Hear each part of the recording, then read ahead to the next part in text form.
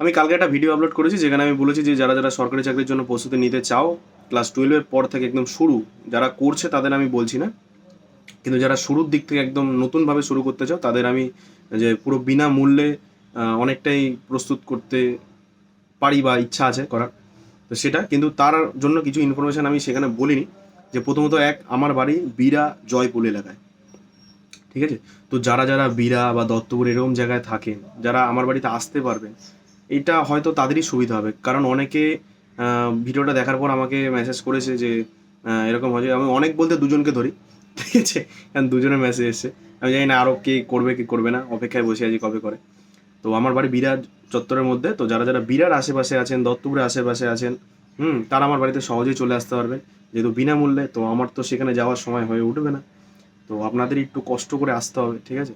আসলে সমস্ত জিনিস হয়ে যাবে, সপ্তাহে 1 থেকে 2 দিনই যথেষ্ট, 3 থেকে 4 ঘন্টা বা 2 থেকে 3 ঘন্টা এরকম। তো এই ইনফরমেশন আমার মনে হয় দেওয়া উচিত।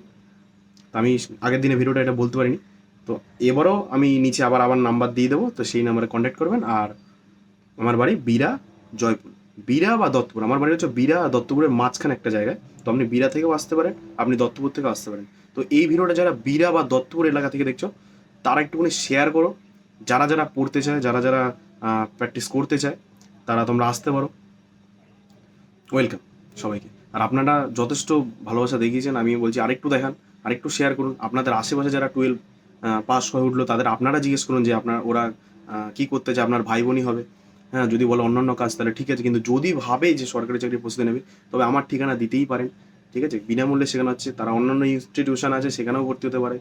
কিন্তু যদি মনে হয় যে বাড়ির কাছেই একজন মোটামুটি শেখাতে পারে, সেটা শিখলে তারপর বুঝতে পারে যে আমি মোটামুটি শেখাতে পারছি কি পারছি না। আমার ইচ্ছা হচ্ছে আমার শেখানোর, আমার ইচ্ছা হচ্ছে। তো আপনারা যদি একটুখানি নিজেদের বিশ্বাস আর আপনাদের ইচ্ছা দেখান, তাহলে হয়তো কিছু একটা হতে পারে। তো দেখি, অপেক্ষায় বসে আছি কী হয়।